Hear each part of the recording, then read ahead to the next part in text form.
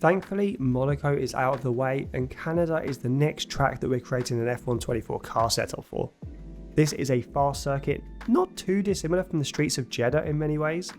Your car's balance will be really tested while we try and maximise our mid-corner grip and corner exit speed. The trick with a Canada car setup is to set up the car as loose as possible before the rear starts to become too much of a problem. This style of setup will allow your car to rotate incredibly well into those fast chicanes, allowing you to carry high minimum corner speeds. The main problem with this style of setup is that as your tyres wear during a race, the rear of the car can start to become a problem, and also the long and slow turn 2 is a real limiting factor. Too little rear end and your car can easily over-rotate on the exit of this corner, and managing this throughout a race can cost you a good few tenths a lap. I have set the aerodynamic setup to 34 and 28. My goal was to lower the rear wing aero as much as possible before starting to lose the rear end through turn 2 and the fast chicane of turns 8 and 9. The larger the gap between front and rear, the more rotation you'll experience. I've set the on-throttle differential incredibly low at just 20%. This may seem strange for such a high-speed track, however because we are playing with the limitation of rear grip, increasing this will make it much easier to break traction at the rear of the car under acceleration. I then set the off-throttle diff low at just 20% for good initial rotation and went with the engine braking setup at 30%. For the geometry setup, mid-corner speed is king around Canada. To achieve this, I've set the camber incredibly far left at -3.5 and -2.1. Even though this can harm tyre wear and reduce our straight line speed slightly, it will pay dividends through the fast chicanes. I've set the toe at just 0.06 for both front and rear. This adds some stability while keeping drag to a minimum, and this will help us claw back some straight line performance while also keeping the car well balanced through all of the corner sequences.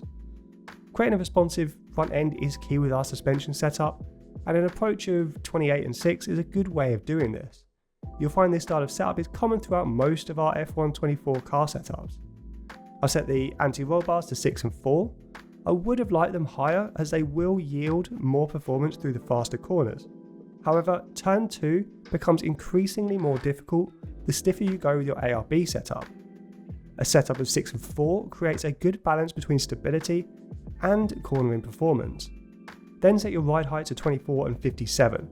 You will be hitting some large curbs, especially through turns 8 and 9, and it is really this chicane that's the limiting factor with the ride height. Going much lower can start to cause instability over these larger curbs.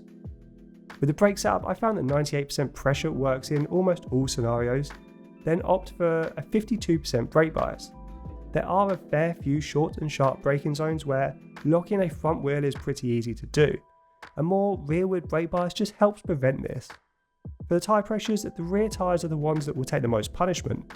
The constant requirement for traction out of the fast corners and the tyre slip that is required at most corners to rotate the car will really build temperature fast in your rear tyres. To combat this, I've increased the rear tyre pressures much more than the fronts. Go 23.1 and 23.3 psi on both front tyres and 22.1 psi on both rears.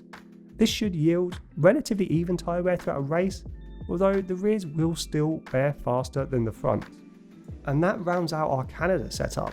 And this is a really fun track to drive and it's one of my favourites. But let me know how you get on with this car setup, whether it's slightly too aggressive, slightly not aggressive enough, and what changes you make for your driving style. As always, consider hitting that like button or subscribing if you're enjoying the content I'm creating so far for F1 24. But for now guys, I'm off to Spain and I will see you on track.